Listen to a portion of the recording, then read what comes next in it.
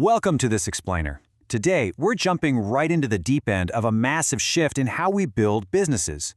You know that huge, terrifying financial roadblock that used to completely derail brilliant ideas before they even started? Well, we're going to look at exactly how modern technology just obliterates it.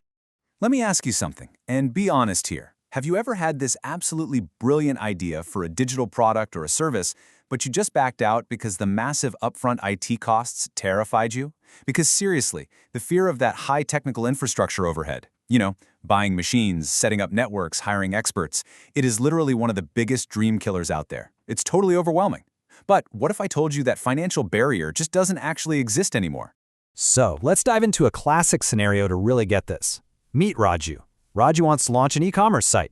Now, in the traditional IT world, deploying this is an absolute nightmare. First off, he has to sink massive capital into incredibly expensive hardware right up front. Then he's got to guarantee 24/7 power, ironclad security, cooling systems, the whole shebang. And hey, what if his site actually goes viral during a big sale? Well, he has to buy excess servers just to handle that temporary spike, which means he is paying for idle machines like 90% of the year. Finally, to manage all this complex metal, he's got to hire a dedicated IT team. For a small startup, this sheer amount of complexity and upfront investment is practically impossible. While the absolute game changer here, the solution to this whole nightmare, is cloud computing. Simply put, it's the on-demand delivery of IT resources over the internet, with pay-as-you-go pricing. So instead of buying physical servers, you just access them from providers like AWS, Microsoft Azure, or Google. You are essentially shifting from a massive capital expenditure, buying all that expensive hardware, to a super flexible operational expenditure. And the really crucial point is, because you only pay for exactly what you use, that crushing upfront investment that Raju was facing, it vanishes entirely. Think about it like getting from point A to point B. Traditional IT is basically like buying a brand new, expensive car. Sure, you own it, but you also own the maintenance, the insurance, and all that nasty depreciation. Cloud computing, on the other hand, is like booking a cab. You still get from point A to B perfectly fine, but you only pay for the exact duration of your trip.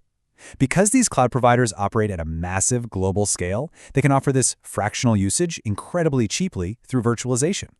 All those headaches from before, the power, the backups, the security, that is all handled by the cloud provider now. Now, the cloud isn't just a one-size-fits-all deal. It's broken down by the types of services offered. First up is IaaS, or Infrastructure as a Service. To really wrap our heads around this, let's use a real-life analogy, opening an ice cream parlor. Traditional IT is like building that shop from the ground up. IaaS, though, is like renting a completely blank, empty shop. You still have to paint the walls, build the furniture, and drag in the ice cream machines yourself. You get total flexibility, for sure, but it definitely requires work. In the tech world, IaaS is like renting a blank computer. You get to hardware over the internet, but choosing the operating system and managing the apps, that's all on you. It's the base level. You've ditched the hardware costs, but you're still investing time into setting up that software environment. Now, what's really interesting is how this builds with PaaS, or Platform as a Service. Notice how much of the heavy lifting shifts away from you here. Going back to our ice cream parlor, PaaS is like renting a store that is already fully furnished. You literally just walk in and the display trays, the fridges, the ice cream machines, they're all running. All you have to do is bring your secret recipe and start selling. Technologically speaking, PaaS gives you a ready-to-go environment. The underlying operating systems and servers are totally managed for you. Your only job is to focus purely on your application code, which lets you completely bypass the need to hire database admins or server specialists. And finally, we've got the ultimate hands-off solution, SaaS, or Software as a Service.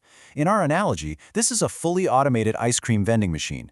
You don't manage the shop, you don't paint the walls, you don't even make the recipe. The customer just walks up and gets their ice cream. Zero headaches for you. In the tech space, SaaS refers to applications that you access directly over the internet. No downloading, no installing anything locally. Think about using Google Docs right in your browser instead of buying and installing software from a CD. That is Software as a Service. For a business owner, it means zero maintenance, zero infrastructure to manage, and immediate, out-of-the-box utility. Okay, so we know the types of services, but how do organizations actually deploy them out into the wild? Well, we have three main deployment models: public, private, and hybrid.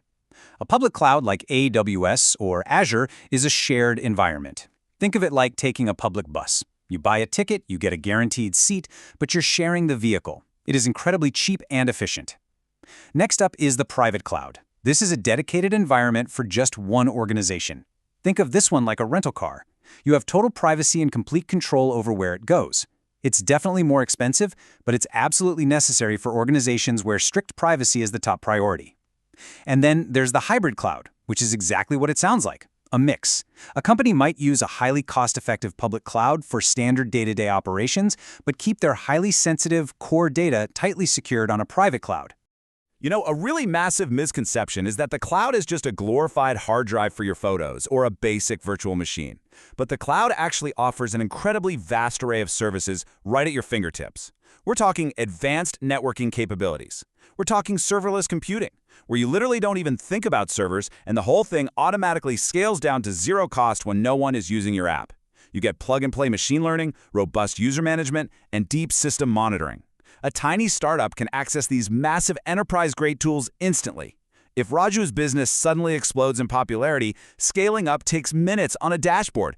No buying new hardware, no panic, just smooth, highly cost-efficient scaling. So we've covered a ton of ground in this explainer today, from the types of cloud services like IaaS, PaaS, and SaaS, all the way to how we deploy them.